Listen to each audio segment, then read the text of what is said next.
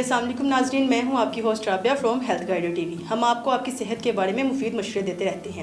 آج ہمارے ساتھ اسٹوڈیو میں موجود ہے کائروپریکٹر کرنل جاوید مرزا صاحب، جو کہ ہمیں بتائیں گے کہ وہ بغیر دوائی اور بغیر سرجری کے کیسے علاج کرتے ہیں، جیسے کہ کمر درد، کندھوں میں درد، گردن میں درد، شیٹیکا ہو یا کوئی بھی علاج دردیں ہیں وہ بغیر دوائیوں کے کرتے ہیں۔ آئیے ان سے پوچھتے ہیں کہ یہ کیسے علاج کرتے ہیں۔ جی السلام علیکم سر۔ جی وعلیکم السلام رابعہ، میں آپ کے اور آپ کے ناظرین کو پہلے یہ کنسیپٹ دینا چاہتا ہوں کہ کنسیپٹ کیا ہے کائروپریکٹر ٹریٹمنٹ کا، اور بغیر دوائیاں اور بغیر سرجری کے، کیونکہ دوائیاں تو ہمارے دماغ میں بیٹھی ہوتی ہیں، ہلکی سی سر درد بھی ہو تو آپ میڈیکل اسٹور پہ پہنچ جاتے ہیں کہ ہمیں دوائی دینی چاہیے، لیکن ان کے کوئی سائیڈ افیکٹس بھی ہوتے ہیں، کوئی نیگیٹو افیکٹس بھی ہوتے ہیں۔ کائروپریکٹر طریقہ کار بغیر دوائیوں اور بغیر سرجری کے آپ کی پوری باڈی کی جتنی جسمانی دردیں ہیں ان سب کا علاج کرتا ہے۔ کانسیپٹ میں پہلے آپ کے اور آپ کے ناظرین کو کلیئر کرنا چاہتا ہوں۔ دیکھیں، ہماری جتنا جسم ہے، جتنی باڈی ہے، بیسیکلی ایک سٹرکچر پہ کھڑی ہے جو ہڈیوں پہ مشتمل ہے۔ ایک کونے پہ ہمارا دماغ ہے، جہاں سے ہڈیاں، ہماری اسپائنل کارڈ، ریڑھ کی ہڈی شروع ہو رہی ہے، پہلا مورا بالکل دماغ کے ساتھ لگتا ہے، اور ہماری پاؤں تک ہڈیاں ہی ہڈیاں ہیں۔ یہ بیسیکلی آپ جب کمر کی بات کرتے ہیں، اسپائنل کارڈ کی بات کرتے ہیں، اگر کسی کو بہت زیادہ نقصان ہو تو آپ کہتے ہیں اس کی تو کمر ہی ٹوٹ گئی۔ جی ایسے تو بیسیکلی سارا کچھ جتنی ریفلیکسز ہیں یہ آپ کی اسپائنل کارڈ سے کنٹرول ہوتی ہیں، جتنی تمام تر باڈی کی ریفلیکسز ہیں فرام ہیڈ ٹو ٹو، جتنی پیغام آتے ہیں باڈی دیتی ہے یا آپ کی پانچوں حصے دیتی ہیں، یہ ہماری ریفلیکسز کے ذریعے، اسپائنل کارڈ کے ذریعے دماغ کو منتقل ہوتے ہیں، اور دماغ سے جو جوابات آتے ہیں، جو احکامات آتے ہیں، وہ سارے ہماری باڈی کو، لیٹ سے میں نے انگلی موو کی یا پاؤں موو کیا تو یہ دماغ نے پاس کیا نا۔ تو یہ جتنی ریفلیکسز ہیں یہ ہماری اسپائنل کارڈ سے ہوتی ہیں۔ ہماری اسپائنل کارڈ کچھ حصوں پہ مشتمل ہے۔ پہلے تو اس کے فکس موروں کے علاوہ 24 ورٹیبرز ہیں، جو پہلا مورا ہے دماغ سے شروع ہوتا ہے، دماغ سے منکا جسے کہا جاتا ہے، اس جگہ سے شروع ہوتا ہے، اور ہماری ریڑھ کی ہڈی کے نیچے تک، اگر میں آپ کو یہ ڈسپلے کر سکوں کہ جیسا کہ آپ چارٹ پہ دیکھ رہے ہیں نروس سسٹم کے، پہلے سروائکل کے 7 مورے ہیں، پھر تھوریسک کے جیسے ناظرین آپ دیکھ رہے ہیں 12 مورے ہیں، اور نیچے 5 لمبر کے ورٹیبراز ہیں، اور ان کے نیچے فکس سیکرل کے اور کاکسک کے ورٹیبراز آ گئے۔ سروائکل، تھوریسک اور لمبر کے تمام ورٹیبراز کے درمیان میں، ہر 2 موروں کے درمیان میں ڈسک ہے، اور یہیں سے جو نروس سسٹم کا تیسرا حصہ ہے اسپائنل نروز، وہ اوریجنیٹ کر رہی ہیں، پوری باڈی میں جا رہی ہیں۔ جب جیسے جیسے ایج بڑھتی ہے کچھ اس میں کمزوری آنے لگتی ہے، لیٹ سے ہڈیاں کمزور ہونے لگتی ہیں۔ کیوں کمزور ہونے لگتی ہیں؟ ہڈیاں 7 چیزوں سے بنی ہیں: calcium, vitamin D, magnesium, phosphorus, silicon, copper and fluoride, جو ہم خوراک سے لیتے ہیں۔ وٹامن ڈی سورج کی شعاؤں میں میکسیمم ہوتی ہے۔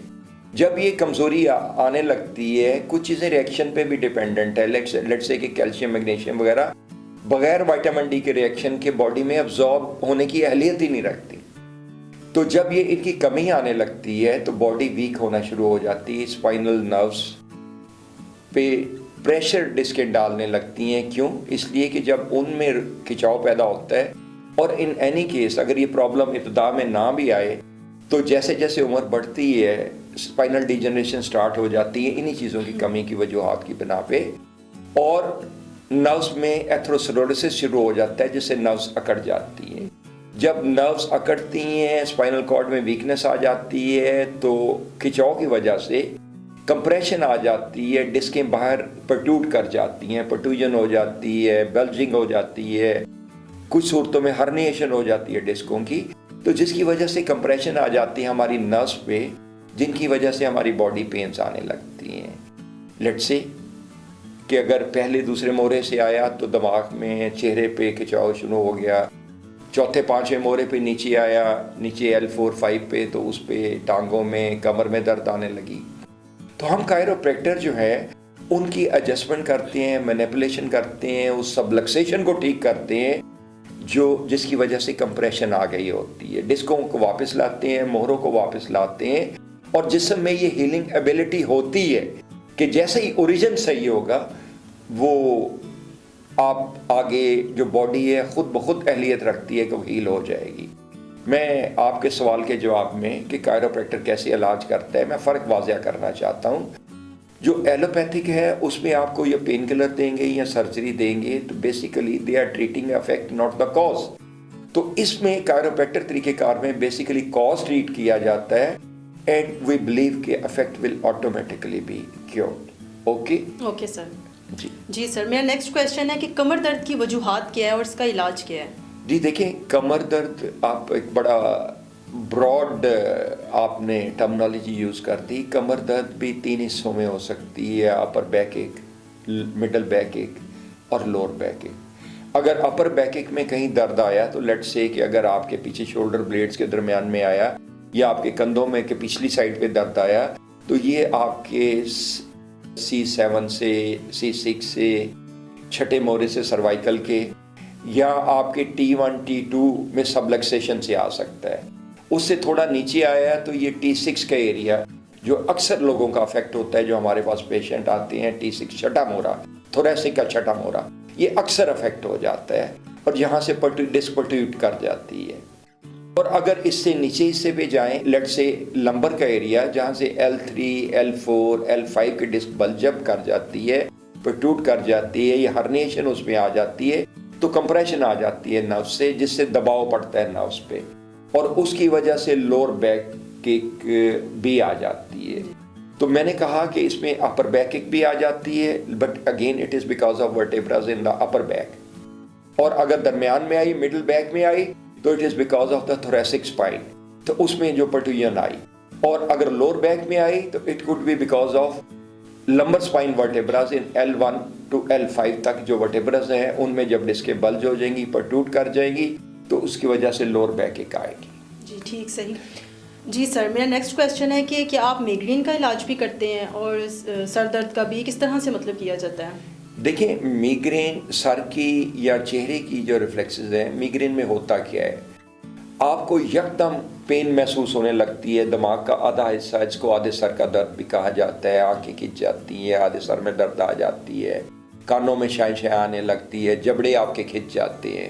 تو یہ ساری چیزیں ایکچولی سروائکل کے پہلے دوسرے ورٹیبرا سے جیسا جہاں سے پہلے سے پرابلم ہو, جہاں سے پہلے ڈسک تھوڑی سی سٹریس میں ہو, اس جگہ پہ جب آپ دماغ سٹریس میں ہوتا ہے تو مزید سٹریس میں آ جاتے ہیں. اس سے دماغ ایکسپینڈ کرتا ہے ٹو آف سیٹ جو اس کو بلڈ سپلائی یا آکسیجن کی سپلائی ریڈیوس ہوتی ہے اس کو کاؤنٹر کرنے کے لیے کہ میری سپلائی بحال ہو آکسیجن کی. اب جب وہ ایکسپینڈ کرتا ہے, نروز ایکسپینڈ کرتی ہیں تو آپ کو تھروبنگ پین ایک دم ہونے لگتی ہے, آدھے سر میں درد ہونے لگتی ہے, آنکھیں کھنچ جاتی ہیں, کانوں میں, چہرے پہ آپ کے جبڑے سب ایک دم ہو جاتے ہیں. تو ہم اس سبلکسیشن کو بھی ٹریٹ کرتے ہیں.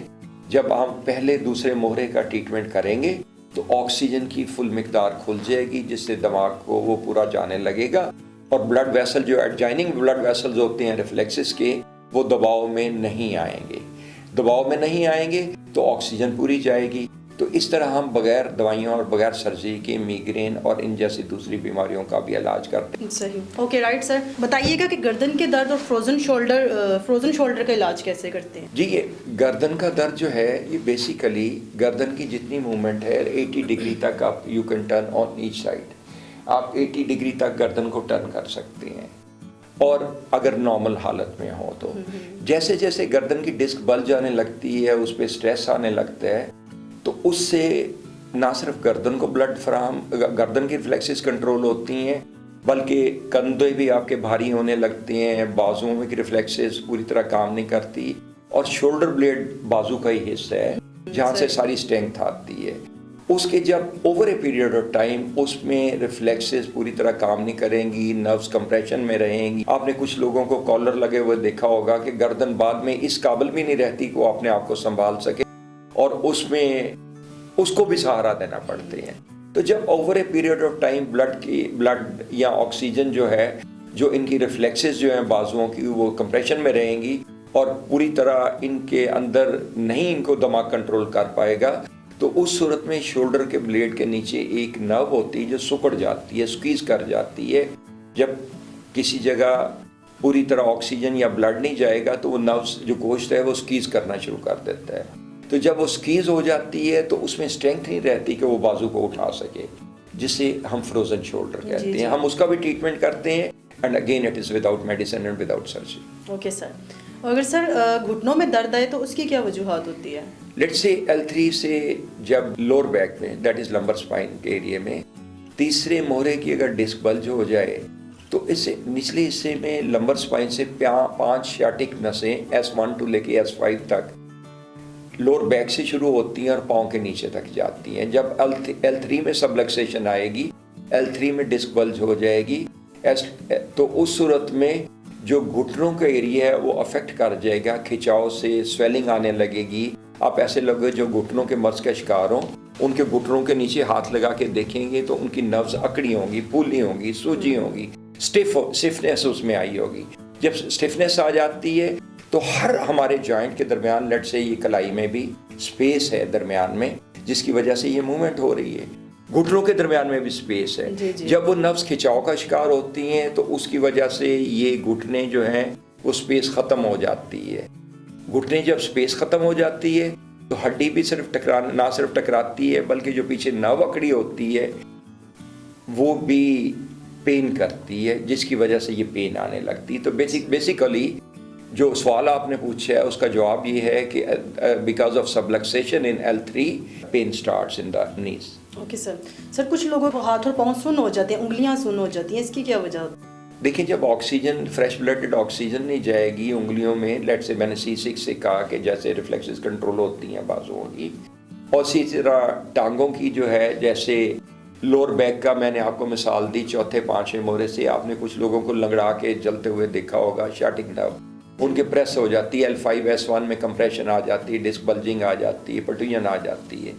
तो जब वहाँ कंप्रेशन आ जाएगी तो उस सूरत में आपकी टांगें अफेक्ट हो जाती हैं, और जब पाँव की उंगलियां तो एंड में आती हैं, गर्दन में से जब कंप्रेशन आएगी तो हाथों की उंगलियां आहिस्ता आहिस्ता सुन्न होने लगती हैं। और इसी तरह जब लोअर बैक में L5 S1 कंप्रेशन में आएगी तो उस सूरत में Aahista Aahista over a period of time, over A prong time, जो टांगों की हैं वो सुन्न होने लगती हैं। हाउएवर, ये कहने के बाद मैं तो कायरोप्रैक्टर हूँ, I am explaining from chiropractor point of view कि सबलक्सेशन L5 S1 में आई, लेकिन ये कुछ सूरतों में आपके डायबिटिक होने की भी निशानी है कि आप डायबिटिक होने से आपकी नर्व्स चूँकि अफेक्ट हो जाती हैं तो उस सूरत में भी ये पाँव की उंगलियां सुन्न होने लगती। ठीक, सही, राइट सर। क्या आप प्रैक्टिकल तौर पे हमें कुछ इस तरह से करके मतलब बताएंगे कि हमें पता चले कि इसका इलाज किस तरह से किया जाता है? जी, sure. Come with me to the treatment room. I will practically show you how we treat in a chiropractor way all types of subluxation, all types of pains. It may be pain in the neck, it may be pain in the back, it may be pain in the spinal cord, lower vertebrae or upper vertebrae, sciatica. Okay, sir. How do we treat? I will practically show it to you. Okay, sir. Okay.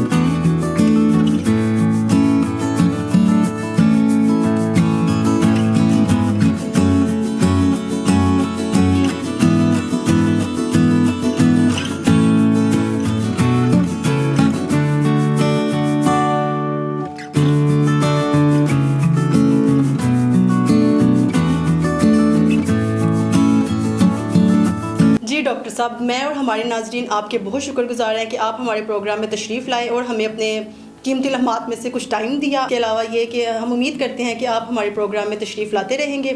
Rabia को इजाज़त दीजिए, अपना ख्याल रखिएगा, अल्लाह हाफिज़।